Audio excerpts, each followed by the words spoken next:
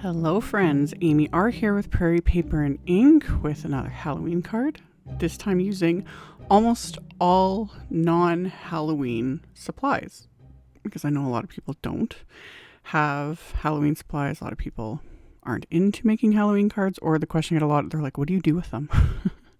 I send them to people. I use them as just because cards. I don't know, there's just something about Halloween. To me, in a sense, it's very generic in card form, so I send them to people just because if I need to send a thank you card and it's that time of year, it's like, make it Halloween themed. Why not? It's fun. So I'm using the Etched Layered Daisy Stem wafer die. I've done multiple videos using this wafer die. I love it.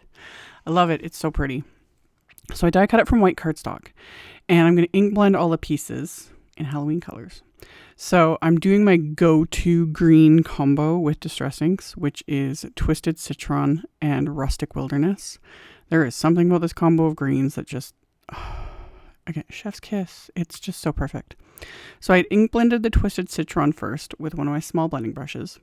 And then to add the Rustic Wilderness, I'm using Honeybee's Detail blender brushes, because they are perfect and I love them, and I can just get into like small spots.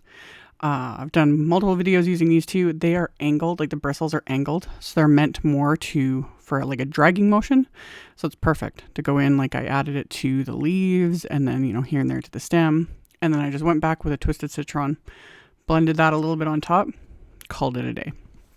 So after I did all of the stems, I took the blooms and I'm going to do combos on those, also using a combo of small blending brushes and then these waffle flower ones, because I have two different sizes. I have the shader one, which is what I'm using right now. It's a little bit larger. And then there's the shader 0, which is just a teensy tiny little brush, which I'll show in a minute. So once I was done my stems, my combo for the orange blooms is Carved Pumpkin, of course, and Crackling Campfire, which is such a deep, intense orange. And Crackling Campfire, along with Rustic Wilderness, was one of the newer colors released. These ones came out last year. And they're perfect for Halloween and fall, and they're just deep, intense colors. So I blended on Carved Pumpkin onto all the petals. And then I took one of the shader 0 brushes from Waffle Flower. I started with the larger one, but I didn't like that. So this is where I go in with a little teeny tiny brush. And this is where I'm adding the Crackling Campfire just to like the base of each petal and dragging it out. And again, it just subtle things, and they add so much dimension. So went around, added that, and then did the same thing, went back with the lighter color just to blend it. I'm not looking, again, for like perfect blends, just letting everything kind of do its thing. And then for the flower centers, I'm using Ground Espresso, Distress Ink, and another little mini shader brush here, and blending it onto what will be the top layer, but I'm also blending it onto the under layer. I'm not worried about the under layer being perfect at all. I just want to add the color so there's no white edges exposed when everything is adhered. So did all of that, did it for a second bloom, and then I'm going to do my purple combo, which is Wilted Violet, another perfect Halloween color. This was always my go-to, like Wilted Violet, Carved Pumpkin, Twisted Citron. These were always my like go-to Halloween colors, and now I've got these like deeper, intense ones to add to the mix, and I love it. So Wilted Violet and then Villainous Potion. That was the one that was released last year at like Halloween time. And it is a super intense purple, like really deep and dark.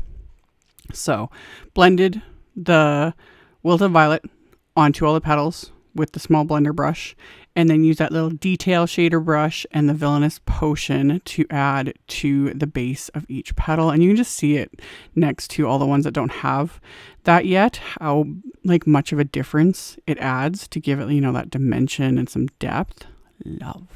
Love. So back and forth, blended it all, and then use the Ground Espresso again to blend all of the flower centers. Once I was done with all my blending, that was it for the flowers. So then once those are all blended, I'm going to adhere all of these together with Simon's Craft Tacky Glue.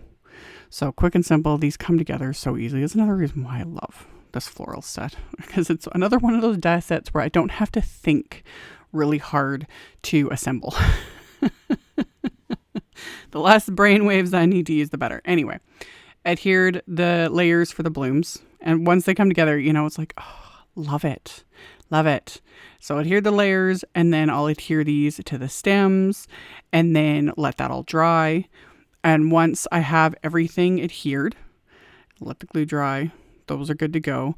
I pulled out some slate cardstock, which is a nice dark gray cardstock. And Simon's Arches background. This is another background stamp that I've used in many videos. I love this background stamp. And I was like, ooh, this would be great for a Halloween card. Why not? So I have dark gray cardstock, the background. I'm inking up the background with VersaFine Clair Nocturne ink. Once that's inked up, I can press my cardstock into it, use my scrap paper so I'm not getting a ton of ink all over my hands. I still end up, because when I use sprays, I've still got it like trapped in under my fingernails and all that stuff. It comes off eventually. Anyway, stamped it, love, but I want to add more. So I'm going to use Black Soot Distress Spray, and I forgot, and now that I've been reminded, VersaFine Clair inks kind of resist the distress sprays. It's subtle when it's like on dark gray cardstock and black ink and black spray, but it does sort of resist. It's interesting. So the spray doesn't sit on top of the ink at all. And with this, it is more subtle because again, dark gray and black, you know, but it creates a fun texture. So I'd sprayed it. Once it was dry, I die cut it with one of Simon's basic rectangle wafer dies. I cleaned off the stamp, and then I'm inking it up with that twisted CITRON distress ink. Once I've got this inked up, I didn't want the full strength of the ink on the inside of my card, which is going to be a top folding A2 size card. And at the score line, I used some Post-it tape to mask that off. So I just pressed the scrap paper onto the stamp to remove that first, you know, impression of ink, then press the inside of the card onto the stamp. So I got the second impression. So it's just a little bit lighter. And then the only Halloween product I used on these cards is the sentiments. This is just the Spooky Salutations sentiment strips. I use these in like all my Halloween videos pretty much because they're so convenient. So I trimmed a couple of the strips. This one was all in one line, so I cut it down onto two and then ink blended with the Wilted Violet and then Carved Pumpkin onto these pieces, you know, to make them Halloween colors. So ink blended those. Once those were ink blended, I've got kind of everything ready to go. So now I can start assembling my card. So I'm going to reinforce my fold with my Teflon bone folder. Then I'll adhere my background with craft tacky glue. And once that's adhered into place, I can then adhere all of my flowers. So create my little Halloween floral cluster here. And same thing, just adhering them with craft tacky glue. Once I already had played with the layout off camera. I had, you know, a rough idea in my head, played with it off camera. Once I was happy with it, it's like, okay, it's go time. So adhere everything to the card front. And then once everything is adhered, I can flip this over and just use my scissors to trim off the bits of the stems and the petals that are hanging off the edges. So I'm going to trim all those down. And then I pulled out another oldie but goodie favorite that I've used in a bajillion videos, Simon's Flickering Butterflies Wafer Dies. Oh, before I get to that, splatter. More splatter. This time Black Soot Distress Paint, because it's Halloween cards. And like I said in my last video, I can go big or go home when it comes to Halloween, and Black Soot Distress Paint gets a workout. So I splattered that all over this background with a fan brush. Like always, wash your brush. Distress paint dries permanently, so you know you wash everything up. Let it dry, it's good to go. So the paint is dried. Flickering Butterflies Wafer Die. I die cut them from black cardstock. This would also look really nice. I always use these more often with like Lawn Fawn's shimmery vellum. That would look really pretty, but I just had my heart set on just doing black butterflies. Kind of like thinking bats, you know. But again, none of this is Halloween product. So I lost the sentiment I was going to use, so it took me a while. I had to stop filming, find it. It was under my desk. Anyway, this is another sentiment from that little Spooky Salutations pack. This one I didn't ink blend because I wanted it to stand out a little bit more. So I popped that up with little foam squares. And then once I had that in place, it gave me an idea where I wanted to place my little butterflies, because I wanted to, kind of cluster them around these flowers. So I just adhered those into place with dabs of craft tacky glue. And then on the inside of the card, I'm going to adhere those sentiment strips that I had ink blended. And I have a couple more of those little butterflies left over. So I'm going to adhere those to the inside as well, because why not? So get those adhered. So again, this card, it says Halloween wishes on the outside, and then the inside, wish I could hocus pocus you here. Just kind of open-ended. It's just a great way to make a Halloween themed card with mostly non-Halloween products. So once I adhered the butterflies to the inside of the card, I'm going to bling up the ones on the outside, because of course.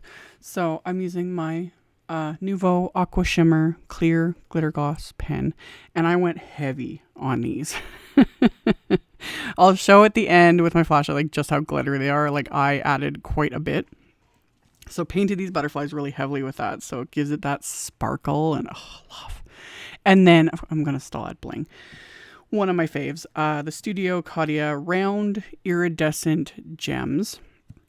So again, sprinkled those all around and on top of the florals and leaves, just cause, So once I was happy with the placement of all of these, I'll adhere these in place with craft tacky glue using my little embellishment wand to pick everything up and adhere it into place. And my super messy hair keeps making an appearance on screen because I yeah. Anyway, got everything adhered, and then I'm going to pair this card with one of Simon's orange peel envelopes, and that's going to finish it off. So as always, I'll have a link below the video to my blog post. I will have a link to all of the supplies I use, so you can check that out below if you're interested. I really appreciate all of you for watching my videos, and if you leave comments and thumbs up, it tells the robot overlords you guys are enjoying my content, and it pushes it out to more of my subscribers, because, algorithms and all that crap. So I appreciate it. Appreciate all of it. Thank you guys so much for watching, subscribing, thumbs upping, commenting, and I will see you all very soon in the next video. Bye.